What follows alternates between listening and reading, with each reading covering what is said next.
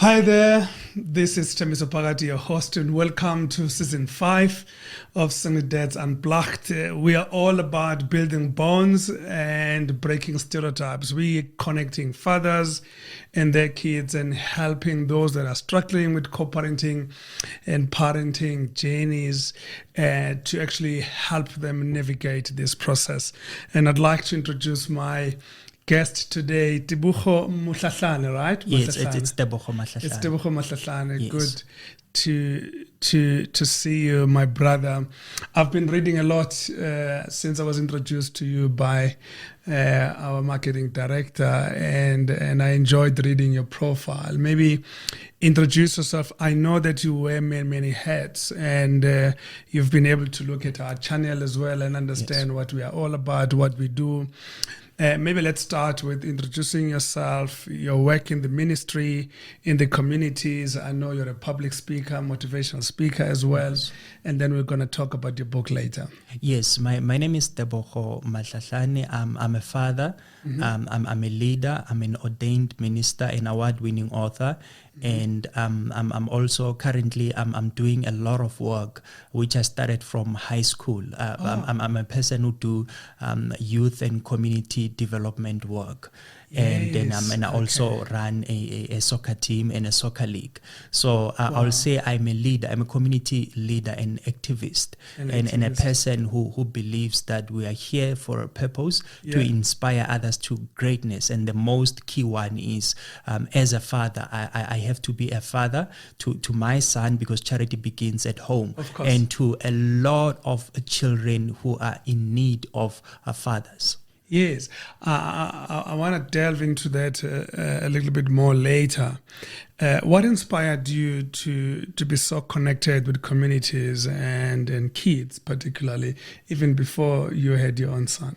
Yes, I lost my father when I was I was 8 years or 9 years old. Wow. And that was a painful thing. And growing up, whenever I would face a lot of challenges, I will cry and say to myself, if my father was here, things would be different. And in half the time I was suicidal. I had a lot of suicidal thoughts. But what kept me alive, and that what kept give me a lot of hope was my father believed so much in me. Because he will tell everyone to say that, my son will grow up to be a great man and a great leader in the society. He will tell everyone, whether sober or drunk, he will tell everyone. And at some point, it will put a bit of pressure to me, but it encouraged me because if he believed in me so much when I was a child, it means there's something that he saw in me. So, and I will say my father believed in me, and I don't care who says what. So I will believe in me, and to honor his memory and to celebrate his life, I am going to be that great man that he desired me to be. I like that. So he made you believe in yourself at a very, very early age. Yes. And you took that with you, and you did a lot of work to be who and what you are today. Maybe let us start with your divorce. So you separated from your ex. Did you have kids with her? Yes, yes, Oradile. So this is the boy. Okay, Yes. How old is he now? He's 11 years old. He's 11. Okay, so you separated 2019. 2018 we separated. 2019 the divorce was the final. Yes, so was the finalized. finalization. Yes. Okay, I hear that. And did the son move with you, or have you got shared custody right now? Yes, we had to make some kind of arrangement, and the arrangement that I made was because I want to be involved in my son's life, and I said for primary schooling, because you are starting to be an educator at the primary level. Let him stay with you, but during weekends, because I'm a minister, I want to instill those values into him. He goes to church with me. We go play soccer. I teach him social skills and so forth. But when he gets to high school, I want him to stay with me, because that's when, he will be a teenager, and he will start having a voice, and a lot of kids will lose them there. So I wanted to have a closer look at him. He must stay with me. And the magistrate was surprised at that type of arrangement, because he said, it's the first time I see this type of an arrangement. I said, I want to be involved in my son's life, and I want to actively shape him into being a better man. And there's no better way. Citizen. He must be with me. I must see all of his movements and everything when he gets to high school. That's very important, because that's exactly what we're trying to encourage with the fathers that we're working with and that we meet through our podcast, that whether you're raising a boy or a girl, get to know them so that they can open up to you as well. That emotional relationship is very, very important. So how was the mother's reaction when you suggested this kind of arrangement, and how did she warm up to it, or did she have a different view? No, she agreed to that, because both of us were trying to balance it out. Because at the end of the day, we both have to do our part in shaping the boy, and we have to look at each other's strengths and weaknesses. Me, I am more of a social person, a life skills person, and yes, going out and playing and actively like giving him good values and principles, and shaping and nurturing his talent and gifts. And the most key one is his belief system.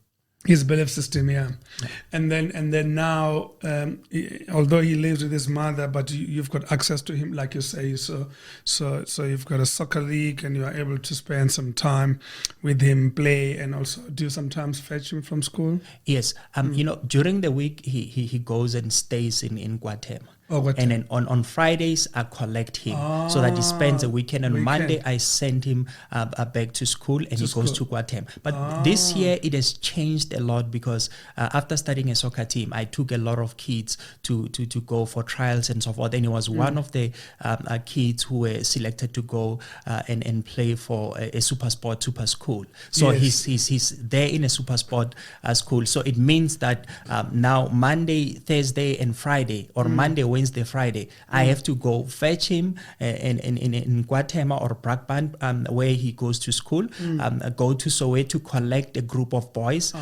take them to super sports school in Fairmount, and then the next day take him back, come back. So because of I did a lot of traveling, it was costly, or it is costly. But Soweto to Guatemala. Yes, but it is worth it, because he improves a lot. So now I can practically say he spends more time with me, because during the week, 3 days, I have to collect him, come sleep over, go to super sports school, and go back. And weekends, they are playing. Saturdays, Sundays, most of the time, and they are you playing. There with him. Yes, they are there with him. So, yes, the next point of discussion will be, now he's about to go to high school. 1 year left before he goes to high school. So we need to make some rearrangement there. As well, and did you say the mother also lives in Guatemala side? Yes. Oh, okay.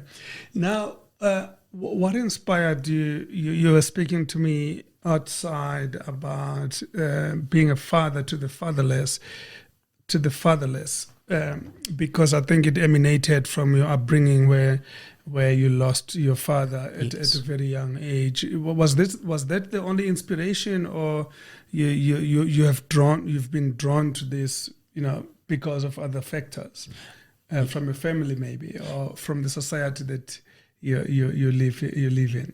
It was because, when I was growing up from a primary school, whenever I would play a sport, I played a lot of sports and a lot of things. I was doing acting, I was doing handball, basketball. And whenever I would play any sport, I'll see myself encouraging other kids, being a coach, being a mentor. And I didn't understand what that was, but I was doing something that was close to my heart, to say that, you see, if I bring the best out of them, their growth is my growth. So I started learning that at an early age, and then one thing led to the other. The next thing I developed into being a motivational speaker. So I was a more hands-on person. Wow. So in high school, I started doing some, when we're doing acting and drama, being actively involved in building and developing our community. I was a modeling teacher, doing beauty pageants, working with schools. So I was a person who didn't want to sit back really and do nothing. involved. But one thing that also pushed me to go and do that was the environment in our home, because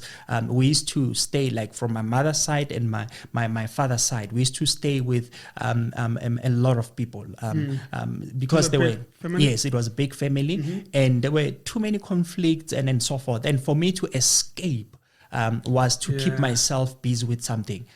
Yes, and there was one thing, that was weird. When before my father passed away, I used to have some nightmares, and whenever I'll have a dream, I thought everyone in the whole world, because when you're watching TV, you watch one channel, we see the same channel. And I thought when I'm having a nightmare, my siblings are also having the same nightmare. And I'll wake up and be scared and say, but why aren't they awake and they're not scared? Well. So, and I'm a big brother and I need to be strong, and I'll go back to sleep and say, I'm not afraid anymore. Wow. So escaping the pain from the family and different things helped me to keep myself busy. So I'll wake up, I do all the chores, go and play different sports. And when I come back, I do my chores, a bath and sleep. So that was our Father, our Creator, Father Yahweh, shaping me into being a community worker and a community leader.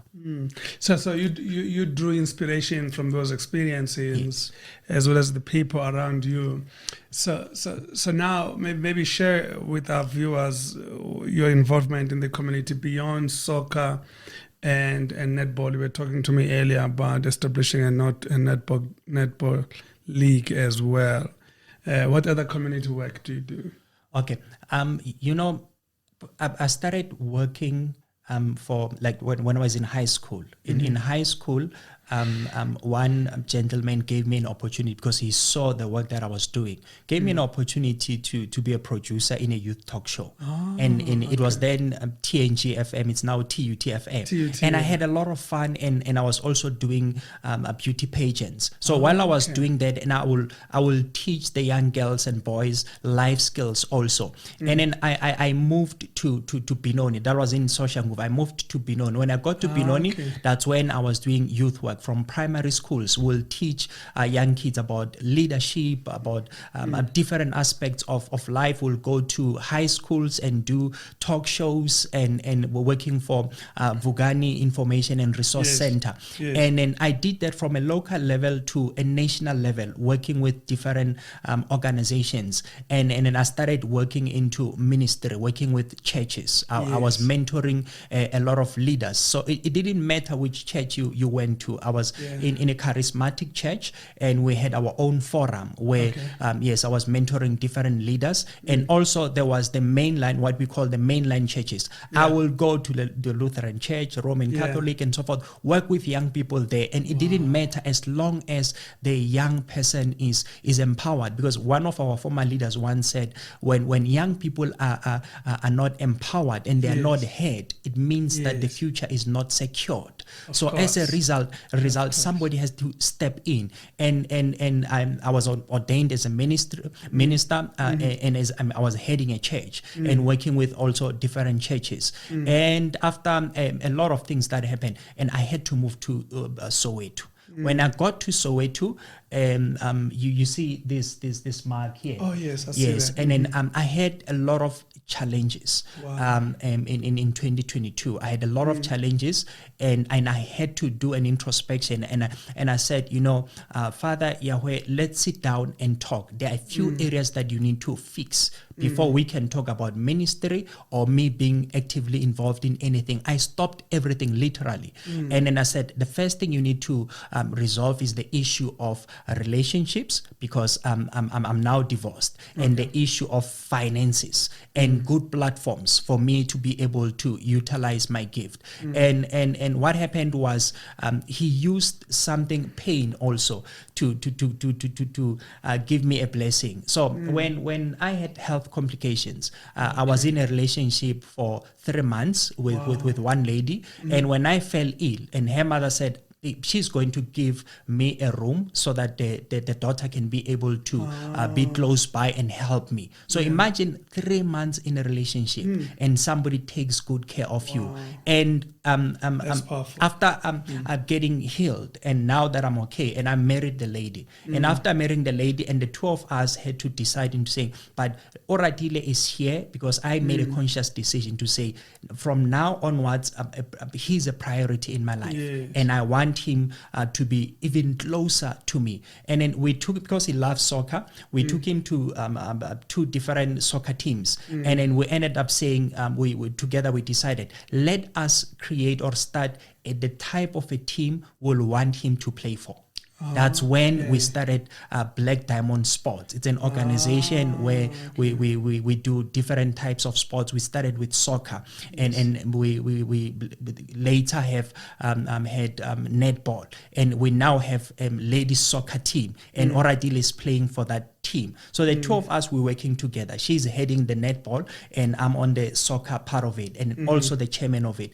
And that was not enough, because getting into this industry, I said, it cannot be like business as usual. Something has to happen. We need to formalize it at a local level, build strategic partnerships, and also partner with different schools. We adopted one school, which is Klep Valley Primary School, to say, yes, we're going to train their kids. They train both boys and girls on different sporting codes, and together with a few coaches, we started a soccer league, which is Siaka Sports League, and we've got a soccer league there, and in the coming year we're going to launch a netball league, and then with that it's also an opportunity for me to be a father to the fatherless. And when I say being a father to the fatherless, we've got a lot of kids who've got fathers, but their fathers are absent. So me deciding to saying, yes, we're starting a team, and I'm a father to Oradile. What about other kids? And the challenges, the challenges that we come across is that you find a lot of highly gifted kids. We lose them when they reach 14, 15, 16 years because of the absent fathers. So that's why it enhances my work of being a father to the fatherless. So being a leader, you also need to be led. When you are a father, you also need somebody to father you, because sometimes you need somebody who will say it is okay, keep on doing the good work. So that is why I work with different team managers, work with different coaches through the league and through other different avenues to be a father to a lot of them. And as we're also speaking outside this past weekend, because I'm also an ordained minister, we were burying one of our former soccer players. So I'm a pastor, I'm a minister. Sometimes you find that there are conflicts in the families. The children are becoming unruly, or getting out of hand and so forth. The families will call you. You go there, you provide counseling, you provide support, you provide. So by default, you become a father to a lot of kids. I understand that.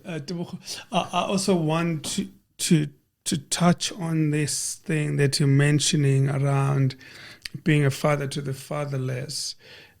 Based on your experience, maybe your research and what you see in communities, what pushes those biological fathers away from being close to the kids, based on what you've seen?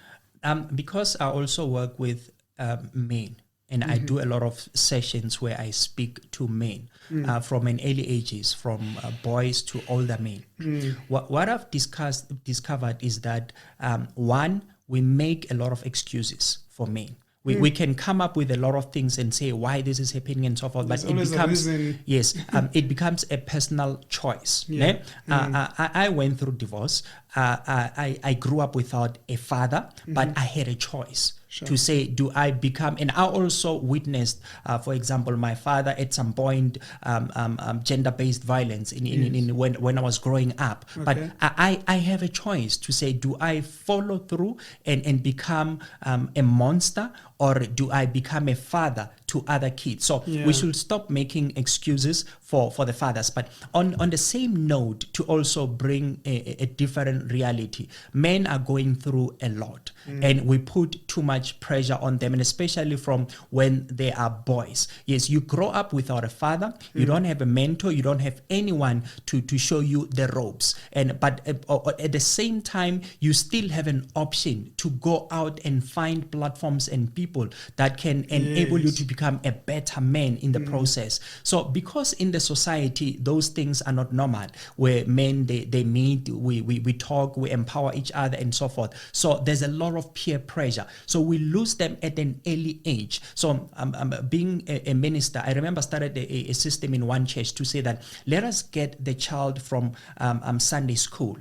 We have a junior youth, we have a youth, we have young adults, and then we also do couples ministries and so forth, and young men and young women. And you find the imbalance. The imbalance is that we focus more on developing the girl child more than the boy child. So as a church, we're also missing the mark. So when we lose them when they are 14, 15, 16, 17, they are smoking and they are drinking, and there's a lot of alcohol and drug abuse. And when they grow up, the next thing, they've got kids. And we expect them to be responsible father. Well, while they missed a lot of steps. And there's a book that I'm writing. In one of the chapters I write, it says unfair competition between our boys and girls. The girl child grows up, even the toys that we buy them, about Nompopi, the kitchen sets and so forth, they learn about these things and they do their chores. But the boys, what do we buy them? We buy them cars, we buy them guns, and all of that. We teach them to be competitive, and the myth of men don't cry. Whenever they want to cry, they express emotions. We shut them down. We discourage them to say, no, uzoba indoda enjani ekhalayo. And we're breeding monsters. When they grow up, they have to go and build a home with a girl child who's been well groomed while they missed a lot of steps. That is why we've got a lot of gender-based violence. And as a result, because they're not used to being responsible, even most of our fathers, when we look at them, we don't have a lot of good role models in the townships. So that's why we don't have a lot of fathers who are there. And you find, but what is amazing is that you find that most fathers who can afford to pay for academies in different teams and so forth, they are there for their children. They attend the games, they drive them and so forth. But you find them in our townships, most of them, it's 90% of them, they don't participate at all. I'm not sure whether is it the shame of when I come out, and because there's one child, the father was coming and he was all drunk, and the other kids, they were saying, yes, your father, and I said, no, he's not my father. And you see, is it a father of a question of maybe being ashamed of our socioeconomic status or what? So I don't want to be making excuses, because we all have a choice to say. And even if let's say the mothers do not allow them access their different avenues, so I will say there is no excuse for not being there for your child. And this comes from a person who says, I grew up without a father. A lot of them, they use that a lot. So I grew up without a father, but I decided I don't want my son to go through the same thing that I did. Of course, yeah. And I'm glad, Tebogo, you emphasize this thing around the focusing more on a girl child. And I spoke to someone else in this podcast series about even government organizations, sponsors and partners sponsoring programs of women and children, but not for the boy child.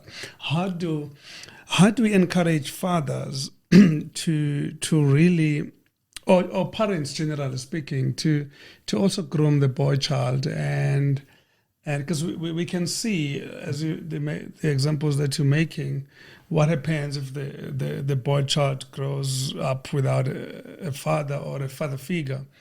how do we encourage them to stay close to boys, especially biological dads? Because I also think that if the biological dads aren't around, a boy needs a father figures from society, from church, from community, from friendships, and from relatives. How do we encourage them to really get closer to raising boys?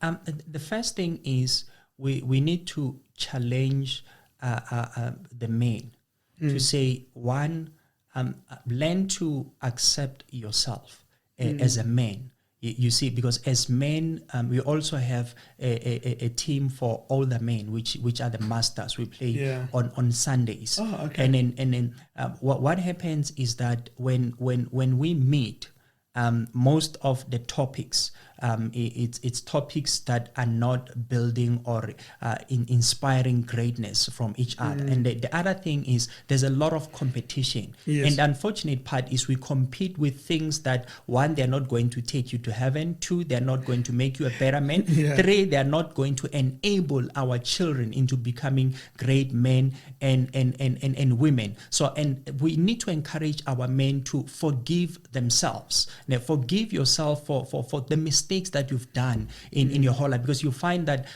men are bleeding. And they are bleeding, and then we also have a lot of clash of egos. I've got an ego, and I don't want to see the world to see that I am bleeding. And the only way for me to shield that or to hide that is that is why we end up, everything that most men do, it ends up in a fight. So in our games, you find that a lot of men, they pick on weaker men.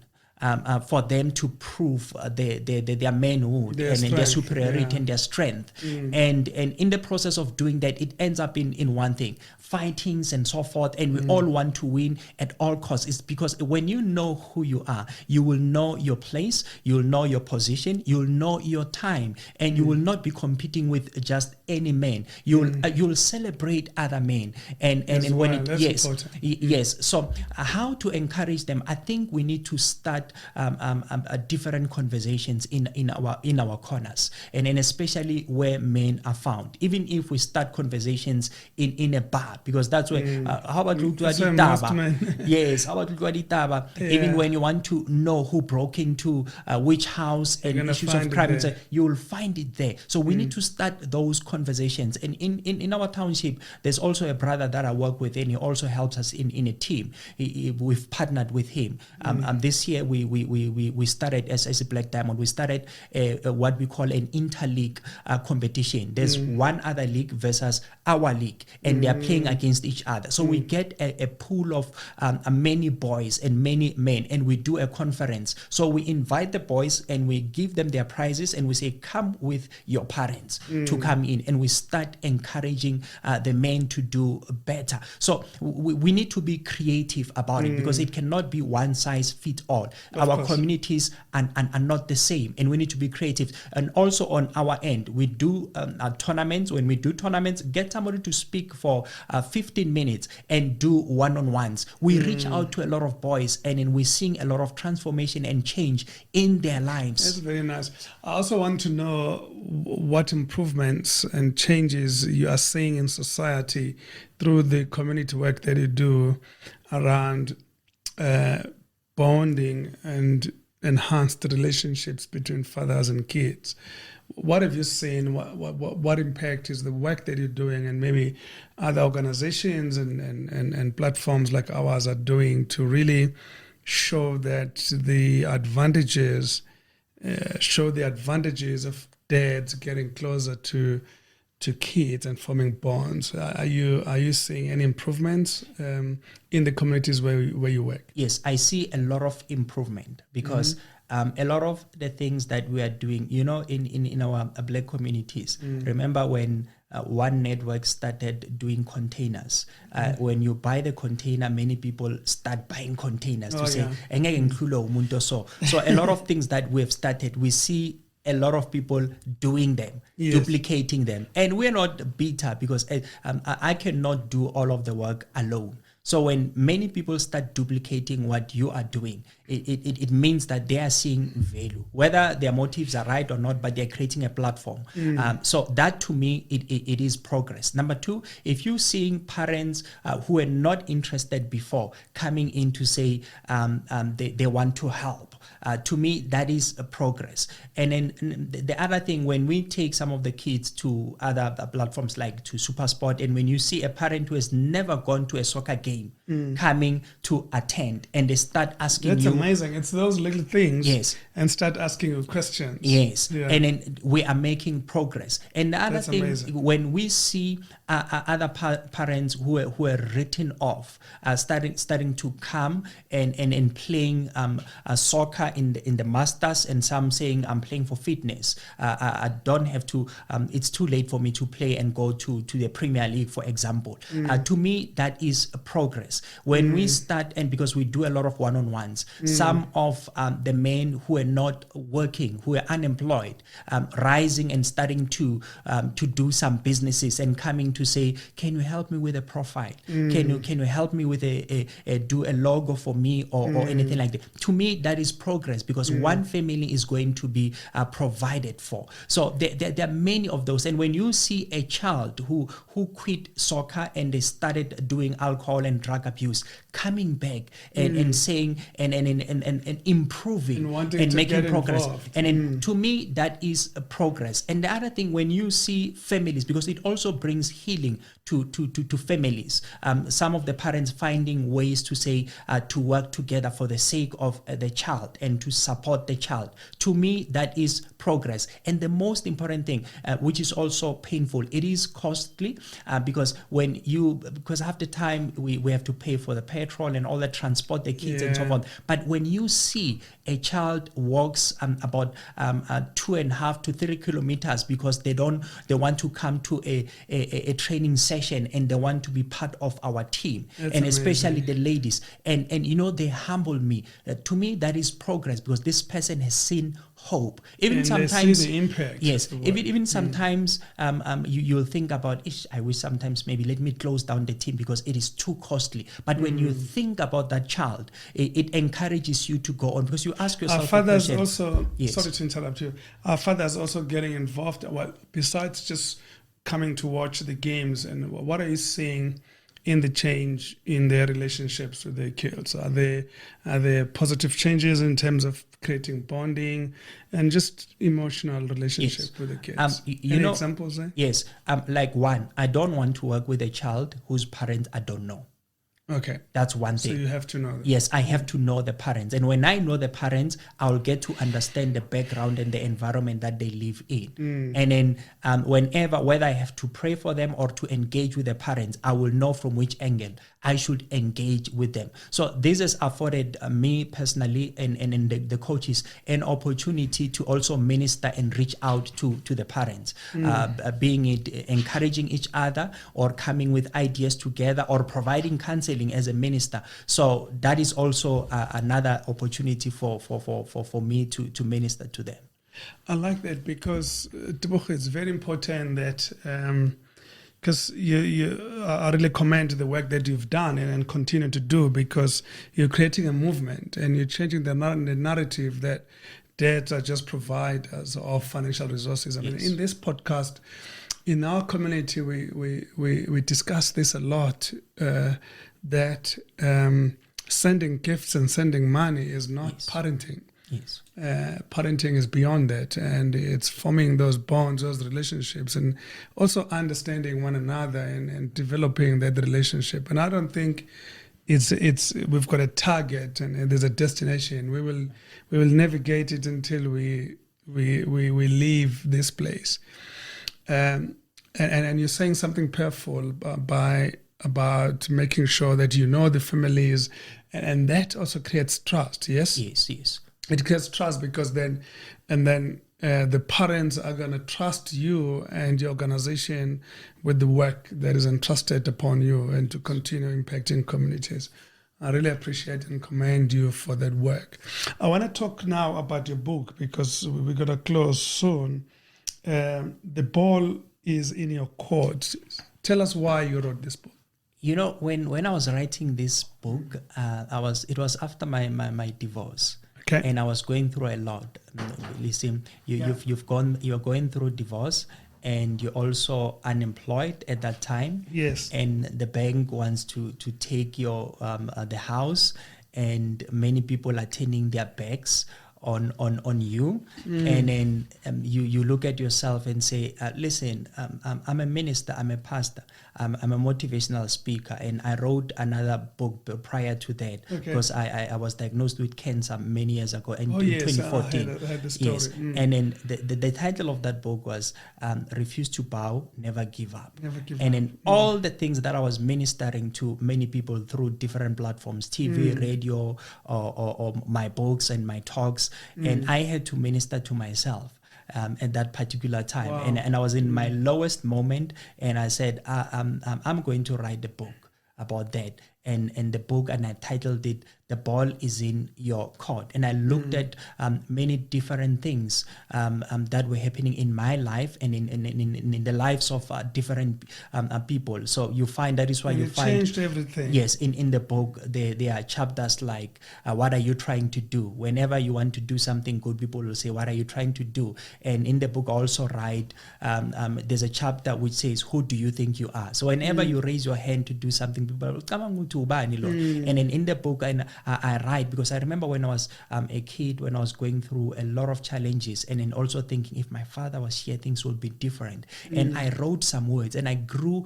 up using those words as my mantra to say that I'm the first, greatest, unique, special, and the only me that has ever been created. Because the Bible says that you are the light unto the world. And I write in the book to say that I am not a star, neither do I, nor do I resemble any of those, because if I'm a star, it means I am one of those. If I go, I can be easily replaced. And I said, I am the light reflected by the stars. And so the chapters speak about my life story and the lessons out of that, and challenging people to say, it doesn't matter what you are going through, and it doesn't matter how many times you fall, but it matters how many times you rise, because whatever you decide will shape your future and your destiny. So the ball is in your court.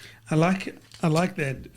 I found something very profound here in the first introduction, and you say here that this book is a collection of my experiences and lessons learned in my life. The aim is to inspire the reader to live a purpose-driven life rather than an average or ordinary life. And I think you continue to share some lessons later from your own experiences. I'm curious as to looking back around 2022, soon after your divorce, and how your life has evolved to date.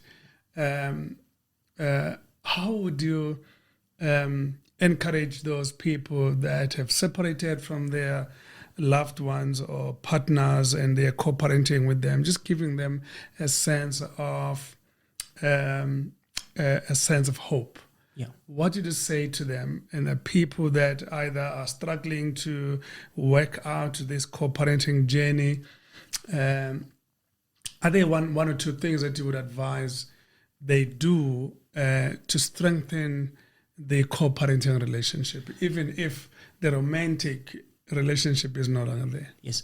One, you need to make compromises. Okay. But in the process of making compromises, you need to put the child first. Okay. Even if sometimes you have to be difficult for the sake of the child's future. It doesn't matter how you are painted or anything, but if you have to go out of your way to protect your child, but also being considerate in the process and being objective. So you put yourself aside, you put the child first. And also, because you also touched on the issue of divorce, there are many people who have given up of marriages, people who saying that I know umshado awusekho. And I want to also challenge them to say, if you stop believing in love, it means you've stopped believing kuNkulunkulu, because uNkulunkulu is love himself. So if I happen to do the same thing, I would not have met my partner now, which I'm happy, and we're working together. Tebogo Mahlahlane. Yes,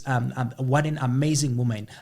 Yes, who took care of me while I was ill. So to say that, to encourage both people, I will say that it is possible. But if it is to be, it is up to you. So what matters is put uNkulunkulu first, because when on your own you cannot make it. It is through grace. It is through His grace. And then number two, give yourself a chance. For the fact that you're still alive, it means there's still hope for you. So you must never, you must never ever give up. So, and the other thing is, let's stop being selfish in the process. Don't be selfish, and do not fight your battles using the children, because they deserve better. They did not ask to be here.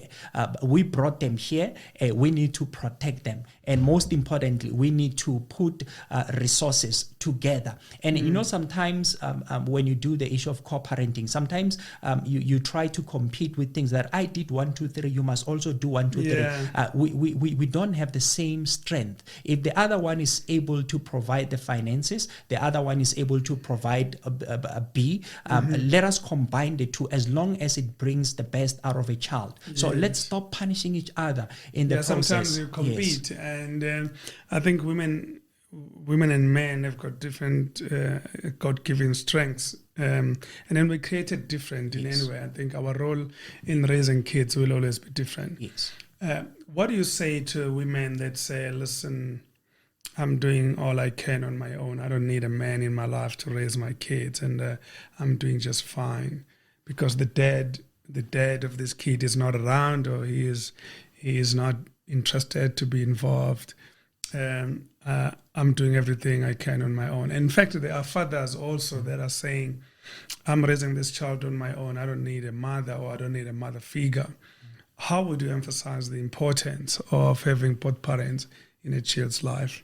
You know, when you are a father and you say you don't need the mother or a female person to in the picture, there are certain things that the boy child will hear better when they come from a woman. From a mother. Yes. And you cannot take that away from them. And same applies to women. There are certain things, like I've got one parent whose child is exceptional, and the parent doesn't want to take part in the boy's child and soccer and all.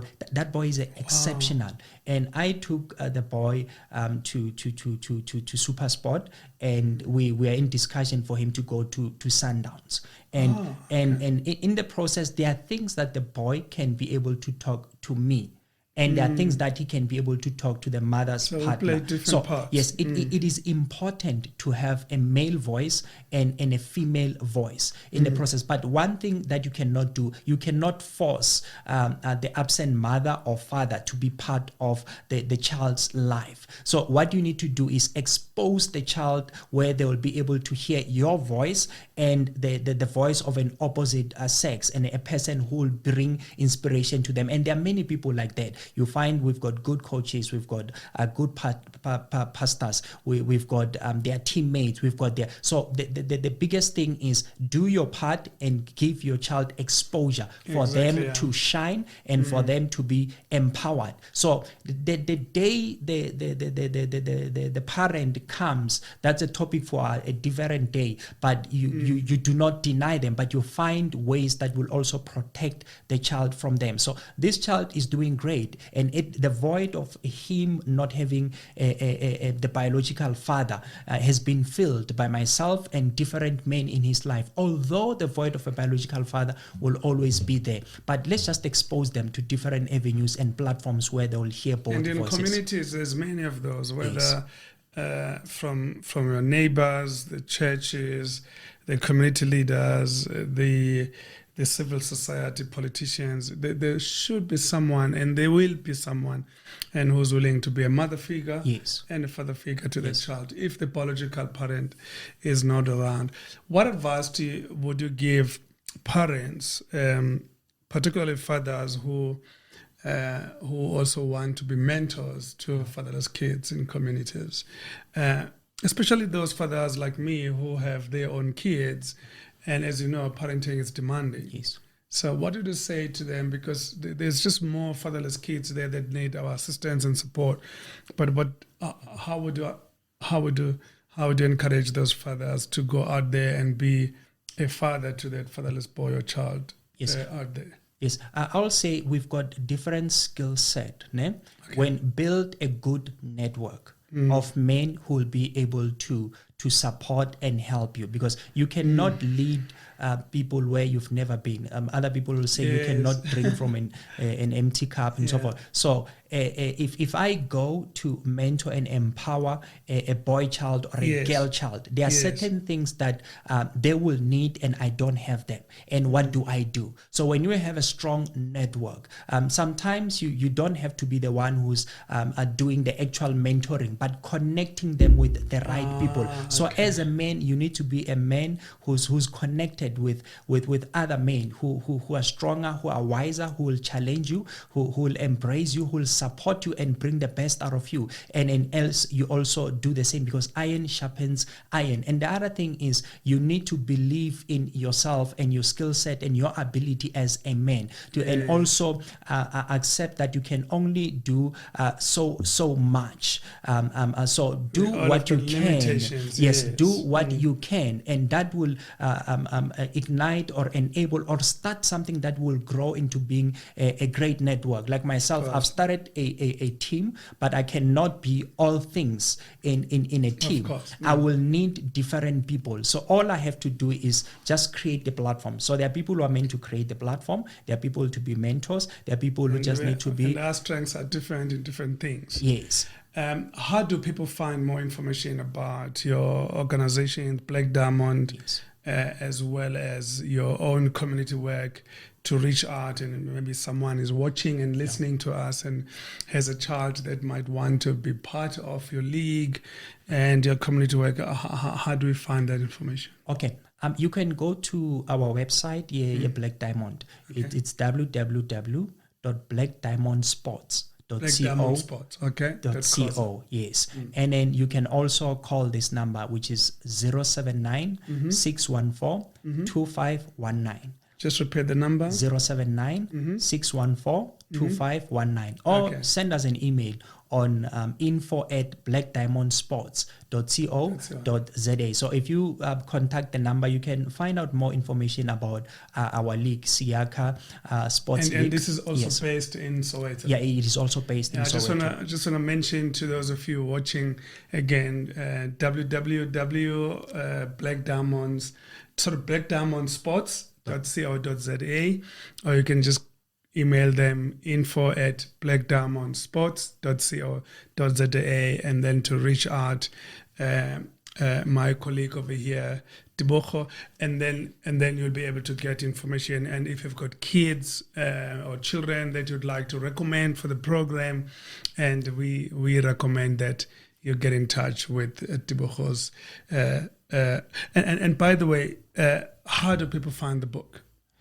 The book, if you contact the same number, either through WhatsApp, and so forth, or you go to my website or the company's website, which is www.overflowsolutions.co.za. So go to our website, you'll find more information. Can find link to order it online. Yes, and then we can courier the book to you. And if you are close by, we can deliver the book to you, or you can call the same number, 079 614 2519. My brother, this has been awesome. I want to say to those of you watching, I think we will get Tebogo back to the program so that we get to know more about the work he's doing in society, and also how he partners with us as Sunday Dads Unblocked, especially about the work that we're doing for the kids in communities. Your parting shot, using that camera over there, what advice do you give maybe to the fathers that are almost delusional and almost giving up, and just to stay connected with their kids, and then just to give them hope, and emphasizing this is the right thing to do? Maybe use that camera as a last message. To all the fathers, please, my plea to you is that let us save the male seed. You are not a mistake. You are here for a great and divine purpose. It doesn't matter what you've done. We all make mistakes. You've fallen so many times. Maybe people have written you off, or maybe people are not expecting anything good from you. I'm here to tell you today, with uNkulunkulu uyakuthanda, and He has a greater life and a purpose for you. What you need to do is start where you are with what you can. Use what you have to get what you do not have. There's still hope for you. You've got a great future. You are important, and the most important thing is that for the sake of our children and for the sake of the coming generation, let us take our rightful position, whether people believe it or not. But take your rightful position, because you are powerful beyond measure. You've been wired for this, and you are more than capable to do that. So it is time for you to rise, and you can. A journey of 1,000 miles begins with one step. Just take that one step of faith. If He can do it for me, He can do it for you too. He helped me to go through cancer, go through divorce, through a lot of things in my life. So I'm a living testimony with uNkulunkulu ukhona, and He can raise you from the ashes when people have buried you. So it is time for you to rise. Go out there, smile, and develop some strength and confidence to go and make a difference, and start making a difference in your life with simple things, and celebrate small accomplishments, and start appreciating yourself more and love yourself more, because if you don't, no one else will. Thank awesome. you. Thank you so much, Tebogo Mahlahlane. This was our guest today, and I look forward to more conversations with him and to learn more about his book. My friend, this was good. Thank you very much. Thanks for your time. Thank you. Thank you.